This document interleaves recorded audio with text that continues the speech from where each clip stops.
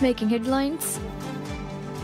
Civil court orders Maldives police to halt the primary election process of MDP.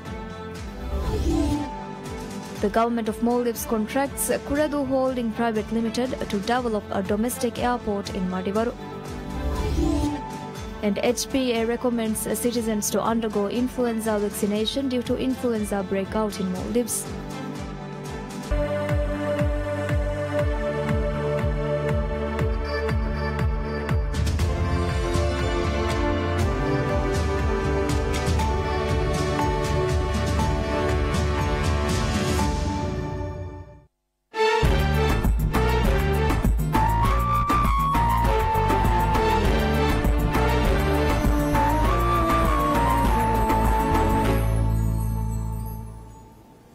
Hello and welcome to PSM News in English with me, Mariam Shawshat.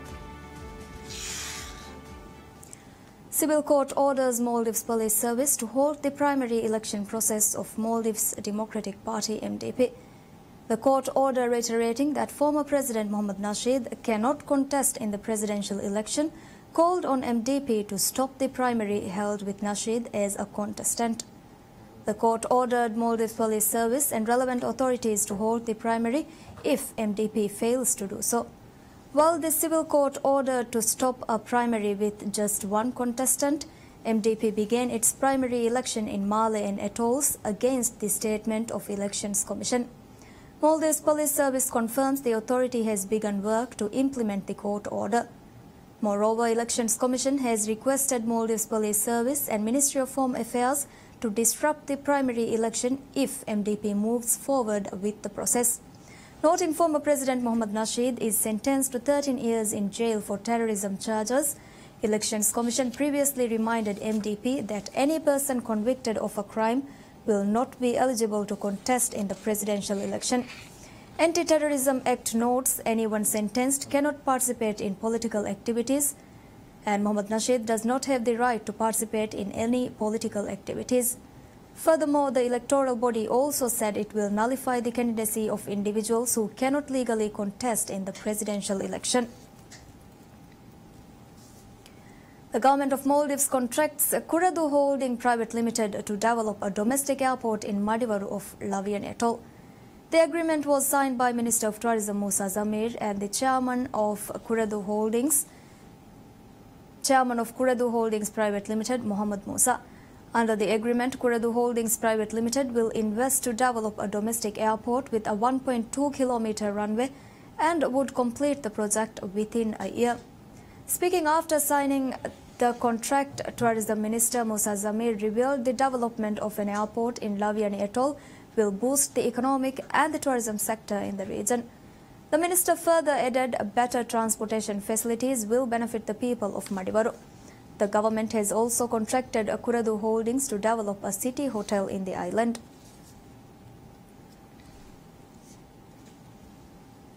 Maldives Transport and Contracting Company MTCC states tarring the road networks and the runway of Funadu Airport in Shaviani Atoll will begin in July.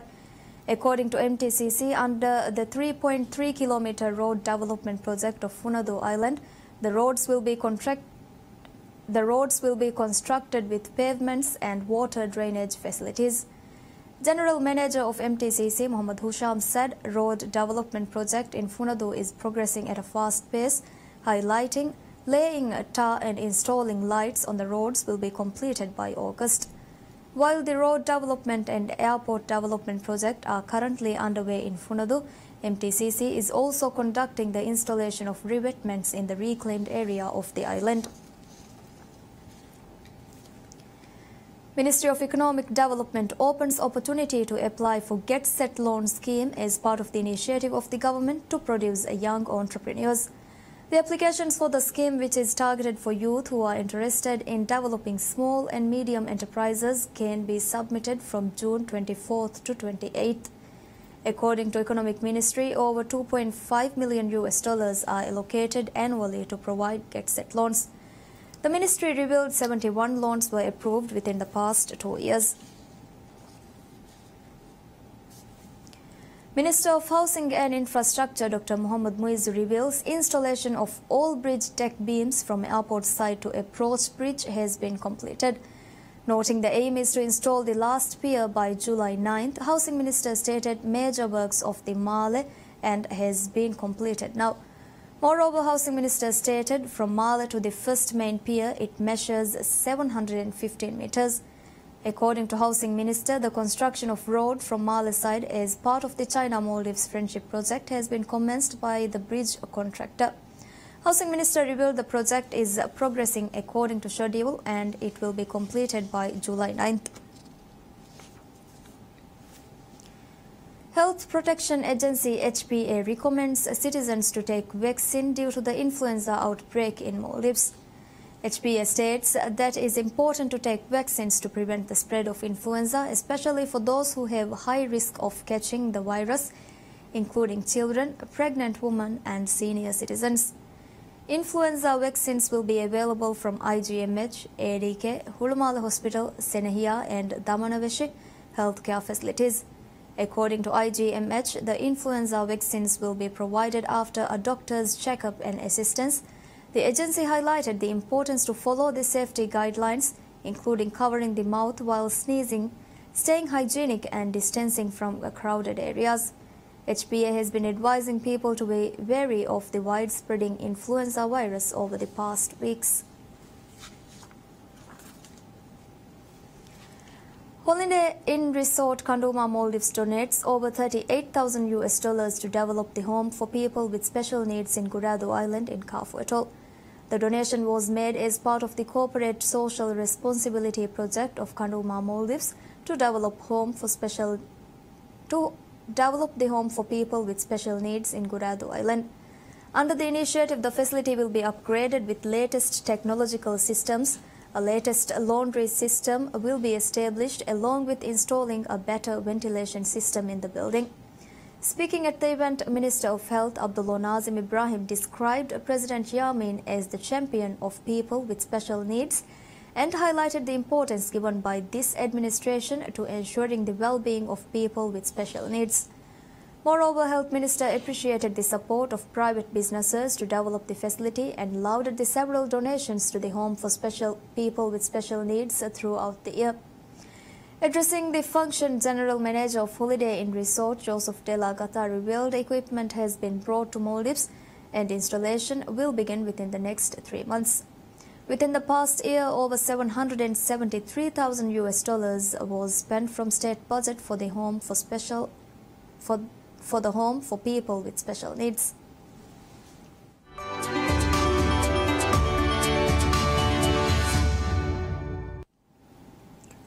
The BRICS New Development Bank (NDB) approves 21 projects from its 5 member countries with the total portfolio exceeding $5 billion.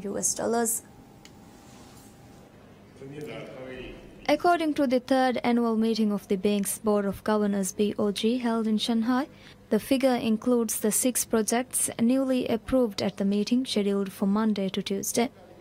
Participants to the meeting noted the progress achieved by NDB while having in-depth exchanges of views on the future challenges that they are to face.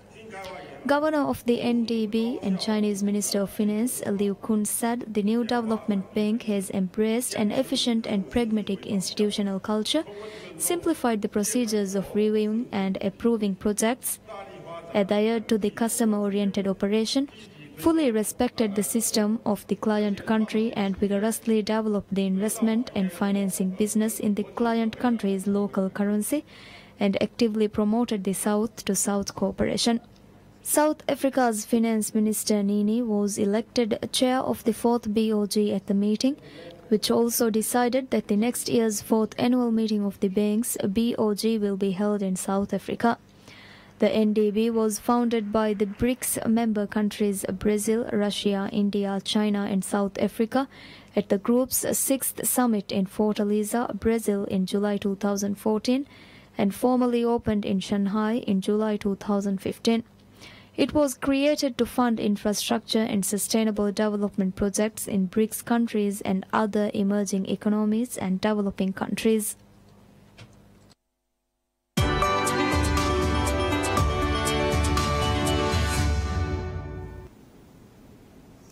Palestinian militants launched their heaviest barrages against Israel since the 2014 Gaza war, and Israeli aircraft strike back in a surge of fighting after weeks of border violence. Following militant rocket and mortar launches throughout the day, countered by Israeli tank fire and air strikes, Islamic Jihad militant group said a ceasefire agreement was possible, but Israel said reports of a deal were untrue. Israeli sirens, a warning of imminent rocket and mortar strikes, sounded late into the night, and Israeli aircraft hit 55 militant targets in the Gaza Strip, including a cross-border tunnel under construction. There was no sign that calm would be restored at midnight when the militants said the ceasefire could take effect. The Israeli military said militants had fired 70 rockets and mortar bombs into Israel and that 3 Israeli soldiers were wounded by shrapnel. There were no immediate reports of Palestinian casualties. The armed wings of Hamas and Islamic Jihad claimed responsibility for the firing and said it was in response to Israel's killings of dozens of Palestinians since March 30, mainly in Gaza border protests. Violence has soared along the Gaza frontier in recent weeks, during which 116 Palestinians were killed by Israeli fire at mass demonstrations, calling for the rights of Palestinians to return to ancestral lands now in Israel.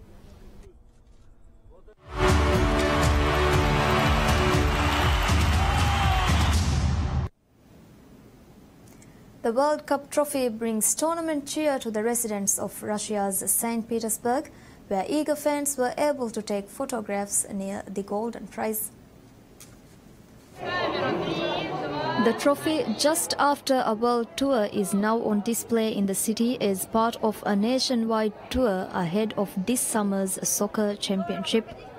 The tour includes 11 hosting cities as well as 15 other cities around the country. Fans were also able to get photos with this year's mascot, and children got the tournament's logo painted on their arms. The World Cup kicks off on June 14th with Russia's match against Saudi Arabia in Moscow.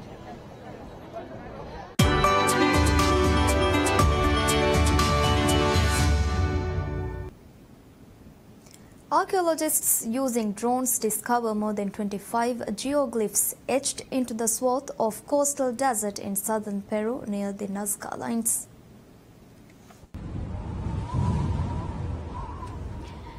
Most of the newly found geoglyphs, which include figures of a killer whale and a woman dancing, appear to have been made by the Paracas culture as long ago as more than 2,000 years ago, hundreds of years before the Nazca people created similar giant drawings nearby. An archaeologist who heads the Culture Ministry's conservation efforts in the region, Johnny Isla, said an additional 25 geoglyphs that had previously been spotted by local residents have also been mapped with drones.